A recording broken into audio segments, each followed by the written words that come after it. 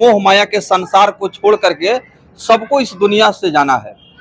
और देख सकते हैं डॉक्टर स्वर्गीय जयप्रकाश प्रसाद का जो तैल चित्र है, यहाँ आकर के उन्हें भावभीनी श्रद्धांजलि अर्पित करते हुए तमाम लोगों ने उन्हें श्रद्धा सुमन अर्पित किया है और महान ईश्वर से प्रार्थना किया है कि भगवान दिवंगत आत्मा को शांति प्रदान करे। जैसे कि लोगों ने यहाँ आया और आकर के तमाम लोगों से जिससे हमारी बातचीत हुई, उन्होंने कहा कि बहुत ही व्यवहार कुशल, सज्जन और अनुशासन प्रिय व्यक्ति रहे और अपने सेवा काल में भी उन्होंने अपने मानवता का परिचय दिया।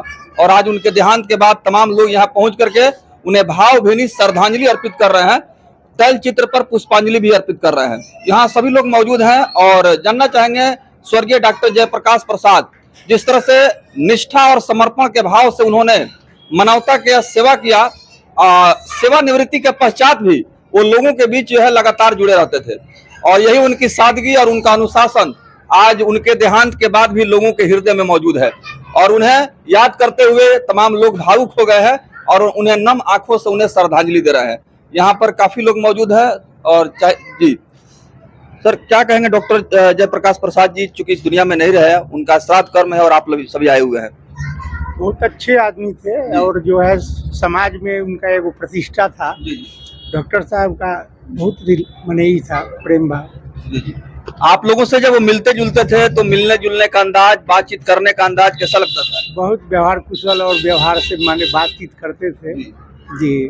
उनके निधन के बाद एक बड़ी क्षति है सिवान चिकित्सा जगत का, तो ये तो अपूर्णीय क्षति है।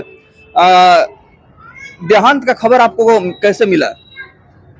देहांत के खबर मिला हमको किसी के माध्यम से मिला जी। तो आप सुनने के बाद आप लोग बिल्कुल भावुक हो गए।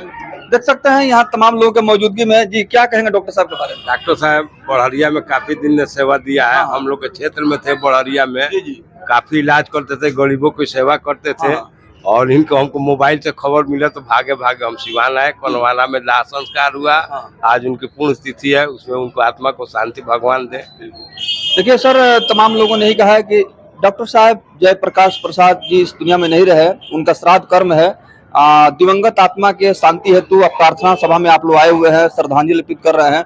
डॉक्टर साहब के जीवनी और उनके आदर्शों के बारे में कुछ बताइए। डॉक्टर साहब तो बहुत अच्छे सज्जन आदमी थे। वो बिहार सरकार के हॉस्पिटल में सर्विस किए, बड़हरिया में बहुत सालों तक उन्होंने सेवा दी है अपना। बड़हरिया प्राथमिक स्वास्थ्य केंद्र में बतौर चिकित्सा पदाधिकारी काफी दिनों तक उन्होंने सेवा दिया, बहुत साल तक दिया है सर्विस।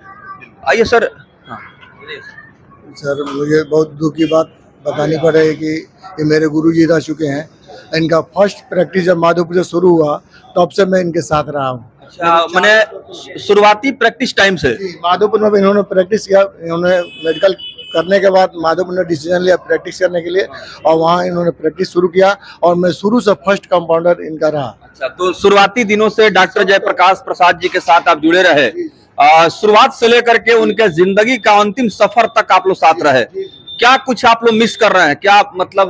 बहुत मिस कर रहे हैं क्योंकि हमारे गुरुजी रहे, इनके चलते मैंने बहुत कुछ सीखा और बहुत कुछ किया भी, जो इन्हीं का सब देन था। और आज हम लोग इनके बारे में कहना बड़ी मन भावुकता आ गई है कि हम क्या बताएं, इनकी विशेषताएं है ना। तो मैं बहुत इनके साथ रहा हूं और मैं बहुत इनका आभारी हूं। तो कुछ ऐसी चीजें जो आप लोगों को समझाते हो, बताते हो, दिल की बात करते हो, कुछ इस तरह की चीज आपको याद है? जी जी, ये हमेशा हम लोग ये बताते थे कि आप लोग मेरे यहाँ हैं तो आप लोग अच्छा से काम कीजिए, अच्छा से सीखिए, क्योंकि आप लोग भी अपना काम कीजिएगा आगे बढ़कर। देखिए, यही सच्चाई है कि इंसान को इस दुनिया से जाना है और लोगों के बीच में उनका कर्म और उनका व्यवहार जिंदा रहता है। आज यही बात है कि डॉक्टर जयप्रकाश प्रसाद का जो व्यवहार, व्यक्तित्व, उनका आदर्श विचार रहा, आज उनके देहांत के बाद भी वह मौजूद है, जिंदा है। और लोगों ने कहा है कि बहुत ही व्यवहार कुशल सज्जन व्यक्ति रहे और अपने सेवा काल में जो उदारता और मानवता का परिचय उन्होंने दिया, आज वो तमाम लोगों के दिल में ये चीज बसा हुआ है। बाहर चलते हैं, देवेंद्र गुप्ता जी भाजपा नेता हैं, उनके काफी करीबी रहे, उनसे हम बात करते हैं। देवेंद्र भाई, आज दिवंगत आत्मा के शांति प्रार्थना में आप पहुंचे हुए हैं, डॉक्टर जयप्रकाश प्रसाद जी के श्राद्ध कर्म में क्या कहेंगे? डॉक्टर जयप्रकाश जी कुशल व्यवहार के व्यक्ति थे और कर्म के प्रति बहुत ही कर्तव्यनिष्ठ थे। सरकारी सेवा में रहते हुए समय से आप बढ़िया जाएंगे, बढ़िया के लोगों से पूछेंगे तो सभी लोग बताएंगे कि बढ़िया में उनके जैसा सरकारी डॉक्टर मिला नहीं।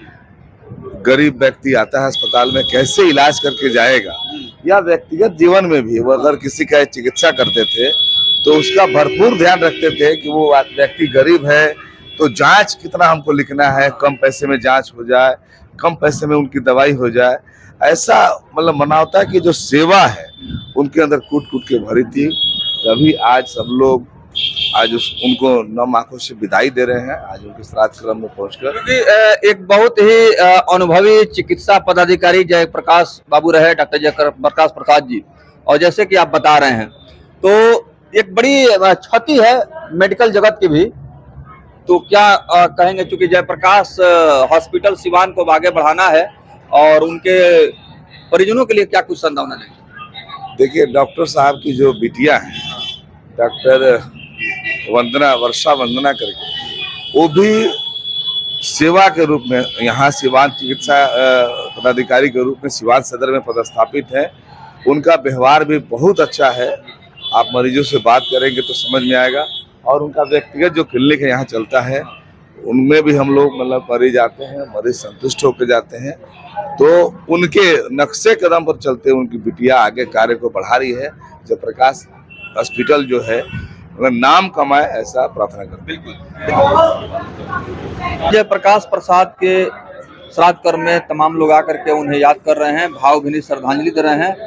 क्या कुछ कहेंगे सर, डॉक्टर साहब का जो जीवनी रहा, उनका जो योगदान रहा समाज में, इसको लेकर? मैं अपना परिचय पहले बताना चाहूँगा। मैं खुद डॉक्टर महावीर प्रसाद गुप्ता हूँ, हड्डी रोग विशेषज्ञ, आरा सदर अस्पताल में हूँ जी। और मैं इनका दामाद हूँ, सेकंड दामाद हूँ। और ये इनका जीवनी तो बहुत ही कुशल रहा है और ये बहुत ही महान पुरुष थे। अपने समाज के लिए उन्होंने बहुत सारा काम किया है। हमारे जो यहाँ सिवान में लगती है बड़हरिया पीएससी के, वो प्रभारी थे और विगत 20-25 सालों से हमें लगता है कि इधर बड़हरिया में ही थे। और बड़हरिया के लोगों के लिए और सिवान के लोगों के लिए उन्होंने मानव कल्याण के लिए बहुत ही मिसाल वाला काम किया। जो चिकित्सा जगत में उन्होंने बहुत सारे मरीजों का इलाज किया और बहुत निःशुल्क देखते भी थे और परामर्श देते थे। और लोग इनसे बहुत, आज भी मैं जब भी सिवान आता हूँ और किसी को मैं बोलता हूँ कि मैं डॉक्टर जेबी प्रसाद का दामाद हूँ, तो लोग मैं अपने आप को गर्वान्वित महसूस करता हूँ कि वो लोग कहते इतने महान व्यक्ति थे। बड़हरिया की बात करें तो सर, लंबे समय तक वहां बतौर चिकित्सा पदाधिकारी मेडिकल अफसर स्वर्गीय डॉक्टर जयप्रकाश प्रसाद जी सेवा दिए और आज उनकी कमी आज भी खलती है। तो ऐसे में अब जयप्रकाश हॉस्पिटल का संचालन जो जिम्मेवारी है, आप क्या भगवान से प्रार्थना करेंगे कि ये बेहतर ढंग से हो जाए? जी, मैं ईश्वर से कामना करूंगा कि बहुत बेहतर ढंग से हो, क्योंकि उनकी सुपुत्री जो थर्ड है डॉक्टर वंदना वर्षा, जो यहाँ पे सदर अस्पताल में भी पोस्टेड हैं और स्त्री रोग विशेषज्ञ भी हैं, और उन्होंने हॉस्पिटल का सर के साथ मतलब मिलकर काफ़ी मतलब अच्छे से चला रही हैं।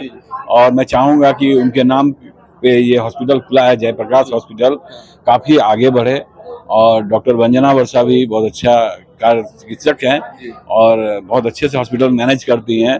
तो मैं चाहूँगा कि बहुत आगे बढ़े। मैं भगवान से प्रार्थना करूँगा कि उनकी उम्र और भी लंबी हो। और ये थे डॉक्टर जयप्रकाश प्रसाद जी के दामाद, जो उन्हें श्रद्धांजलि देने के लिए, भावभीनी श्रद्धांजलि देने के लिए यहाँ पहुंचे हुए हैं। उन्हें ढांढस बंधाते हुए, सांत्वना देते हुए जी।